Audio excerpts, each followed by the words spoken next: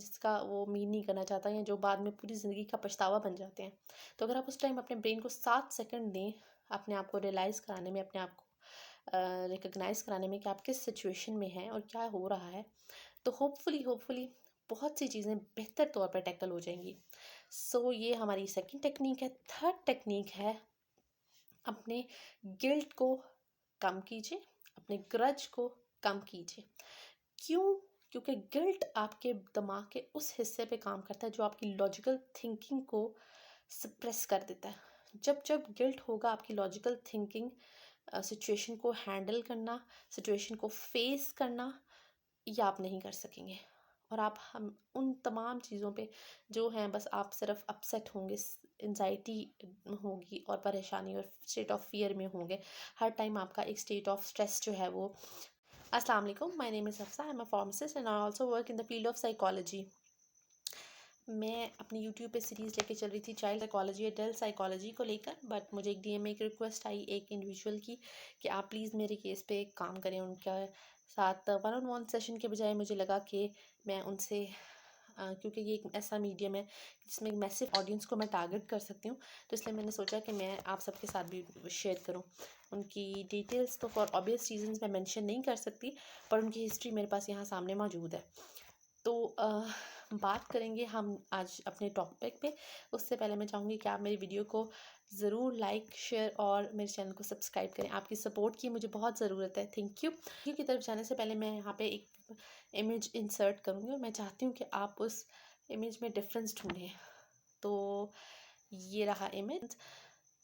इसमें colour difference तो है, लेकिन अदर कौन सा डिफरेंस है ये आपने मुझे विद इन अगले 3 सेकेंड्स बता। तो well done, you can find it. Yes ji, तो जिनका आंसर है कि दोनों सर्कल्स आपस में मिसमैच थे साइज के, एक छोटा था एक बड़ा था, तो वो गलत है। These are of same sizes actually. तो है मैनिपुलेशन टेक्निक। मैंने आपके ब्रेन को पहले कन्विंस करने की कोशिश की, फिर मैंने उसे एक टाइम फ्रेम डाइवर्ट कर दिया उसकी अटेंशन, और फिर मैंने उसको मैनिपुलेट कर लिया। उन्होंने फोकस किया, वो मैनिपुलेट हो गए। तो होता क्या है, आज का जो केस है वो भी इसी से ही रिलेटेड है। जो बेसिकली एक लाइफ पार्टनर्स की चपलिश का केस है। तो वो परेशान थी इसलिए क्योंकि उन्होंने मैनिपुलेट होके कुछ बातें जो हैं वो कुछ लड़ाई झगड़े कर लिए जो कि उन्हें नहीं करने थे, और अब वो बहुत शर्मिंदा है अपने रिलेशन से, और दूसरी तरफ उनको बहुत ज़्यादा बेसुकूनी है, बहुत ज़्यादा। तो इसको हम वन बाय वन लेके चलेंगे क्योंकि मेरी ऑडियंस में आप सब आते हैं, तो इसलिए मैं इस केस को फ्रॉम द स्टार्ट शुरू करूँगी कि पहले क्यों हुआ, कैसे हुआ, किस तरह रोक सकते हैं, और फिर इसकी ट्रीटमेंट साइकोलॉजिकल और मेडिकल दोनों क्या है। तो सबसे पहले हम आएंगे मैनिपुलेशन पे। क्यों कोई करता है मैनिपुलेट, और कैसे आप मैनिपुलेट हो रहे हैं, या कैसे किसी को मैनिपुलेट किया जाता है। तो बेसिकली इसके डिफरेंट मेथड्स हैं। पहले जैसे आप एक आम लैंग्वेज में कहेंगे कि बड़ी ही मोहब्बत से, प्यार से, चकड़ी चुपड़ी बातें करके रिलेट करते हैं, फिर आपके रिलेशनों से आपको कट ऑफ करते हैं, फिर आपके अंदर नेगेटिव थिंकिंग इम्पोज करते हैं, और फिर आपको असर्टिव वे से या एब्यूजिव वे से, दोनों ही का एक ही बात हो जाती है। जब एंड रिजल्ट ये होता है कि आपको बस कट ऑफ करना मकसद होता है। आपके ब्रेन को एक कंट्रोल्ड कंडीशन में रखने की कोशिश की जाती है, कंट्रोल एनवायरनमेंट में, जिसमें चॉइस आपको दी जाती है कि हाँ देख लो आप कर सकते हो या नहीं, लेकिन आपको डाउटफुल बना दिया जाता है कि उसमें ये डायरेक्ट अप्रोच ज़रूरी नहीं है कोई आपसे डायरेक्ट अप्रोच करे कि जी क्या ऐसा हो रहा है। आपके माइंड में ये इम्प्लांट कर दीजिएगा, क्या ऐसा हो सकता है, क्या ऐसा हो रहा है, क्या ऐसा हो भी सकता है। तो जब आप खुद असर्टेन हो जाते हैं तो आपकी अप्रोच हिल जाती है फिर, क्योंकि उसमें आपको मोहब्बत और प्यार से और नरमी से वो बातें पता चल रही हैं स्टार्टिंग में, और आपका ब्रेन जो है वो उस इंसान का या उस जो भी मैनिपुलेटिव है आपकी लाइफ में, उसका क्योंकि आदी हो गया होता है, और क्योंकि एक ट्रस्ट डेवलप हो गया होता है, तो बहुत जल्दी जल्दी मैनिपुलेशन की बाकी स्टेजेस तय होती हैं। और फिर जैसे कि इस केस में ऑलमोस्ट 14 ईयर्स ऑफ मैरिज के बाद जो है उनके ये इश्यूज़ हुए, और अब वो सख्त परेशान है और उनके अंदर बेसुकूनी है। अच्छा, बेसुकूनी क्यों है?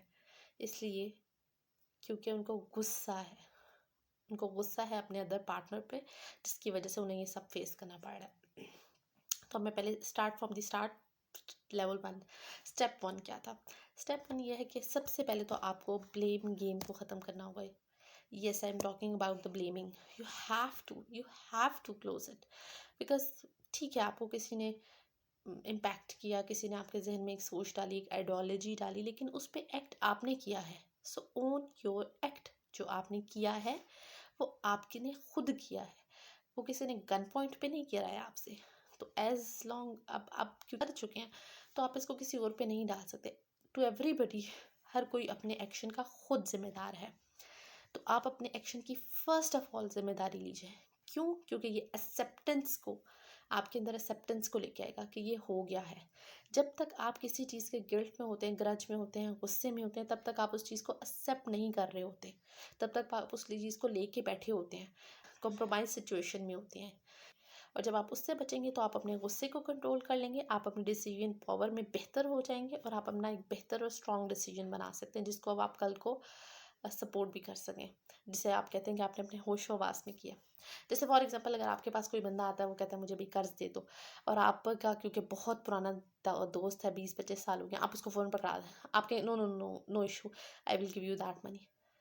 आपने अगर 7 सेकंड सोचा होता तो शायद 2 से 3 सेकंड लगते उस बात को एब्जॉर्ब करने में कि उसने कितनी अमाउंट मांगी है, और फिर अगले 3 से 4 सेकंड के अंदर आप ये कैलकुलेट करते कि क्या मैं दे सकता हूँ, क्या मैं उस अमाउंट के बगैर इतने टाइम तक सर्वाइव कर सकता हूँ, और फिर अगर अकाउंट रिकवरी करवानी है तो कैसे करवानी है, और अगर नहीं रिकवरी होती तो क्या होगा।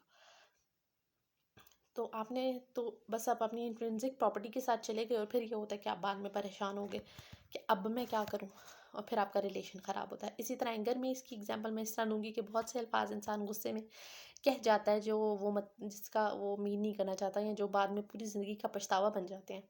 तो अगर आप उस टाइम अपने ब्रेन को 7 सेकंड दें अपने आप को रियलाइज़ कराने में, अपने आप को रिकग्नाइज़ कराने में कि आप किस सिचुएशन में हैं और क्या हो रहा है, तो होपफुली बहुत सी चीज़ें बेहतर तौर पर टैकल हो जाएंगी।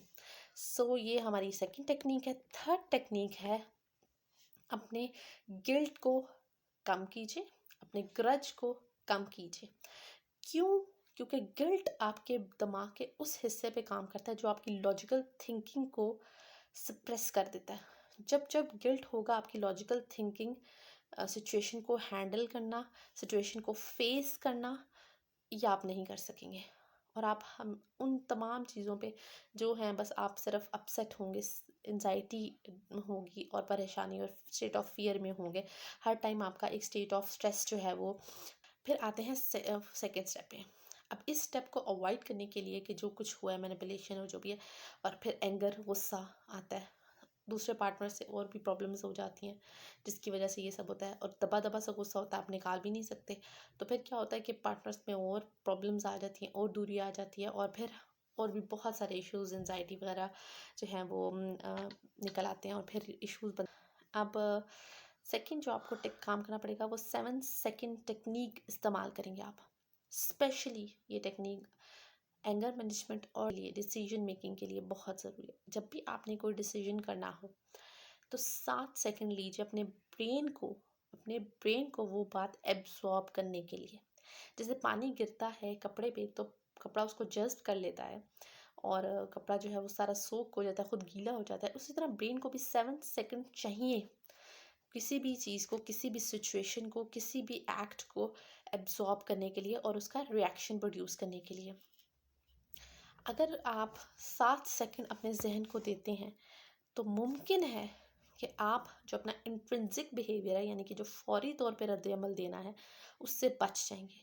और जब आप उससे बचेंगे तो आप अपने गुस्से को कंट्रोल कर लेंगे, आप अपनी डिसीजन पावर में बेहतर हो जाएंगे, और आप अपना एक बेहतर और स्ट्रॉन्ग डिसीजन बना सकते हैं, जिसको अब आप कल को सपोर्ट भी कर सकें, जिसे आप कहते हैं कि आपने अपने होशो-हवास में किया। जैसे फॉर एग्जांपल, अगर आपके पास कोई बंदा आता है, वो कहता है मुझे भी कर्ज दे दो, और आपका क्योंकि बहुत पुराना दोस्त है, 20-25 साल हो गए, आप उसको फ़ोन पकड़ा दें, आप कहें no no no no issue, I will give you that money.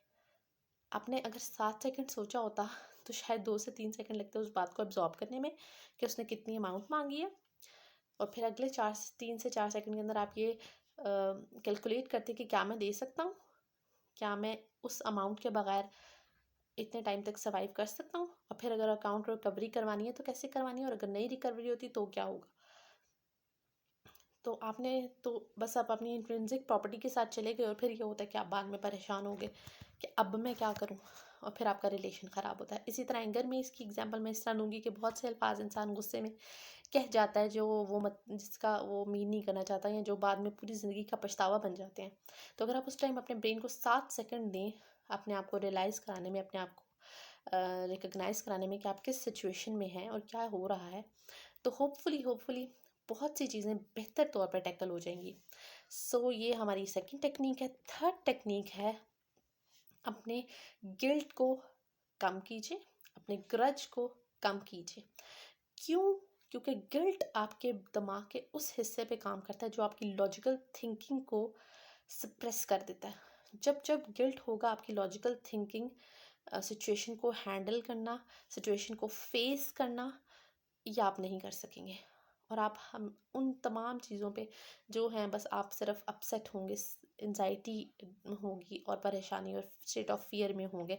Her time आपका एक स्टेट ऑफ स्ट्रेस जो है वो रहेगा। आप रिलैक्स फीलिंग में नहीं जा सकते और स्टेट ऑफ स्ट्रेस एक्टिव रहेगा। तो उसके लिए क्या ज़रूरी है ट्रीटमेंट की तरफ, कि आप अनकंट्रोलेबल थिंग्स और कंट्रोलेबल थिंग्स को एक चार्ट बनाएं, चाहे अपने दिमाग में बनाएं, चाहे लिख के बनाएं। उनको सेपरेट कीजिए। कौन सी चीज़ें जो आप कर सकते हैं, कौन सी चीज़ें जो आप नहीं कर सकते। फिर अपनी एनर्जी को डाइवर्ट कर दे हर उस चीज़ की तरफ जो आपके पास कंट्रोलेबल है। जो अनकंट्रोलेबल है, प्लीज़ उसको छोड़ दें। और कंट्रोलेबल चीज़ के लिए आप कोशिश करेंगे, मेहनत करेंगे, दुआ करेंगे और इनपुट डाल देंगे। आउटपुट के लिए आप बेफिक्र हो जाएंगे। ठीक है। अपनी नेगेटिव थॉट को अपनी पॉजिटिव थॉट्स की तरफ शिफ्ट करेंगे।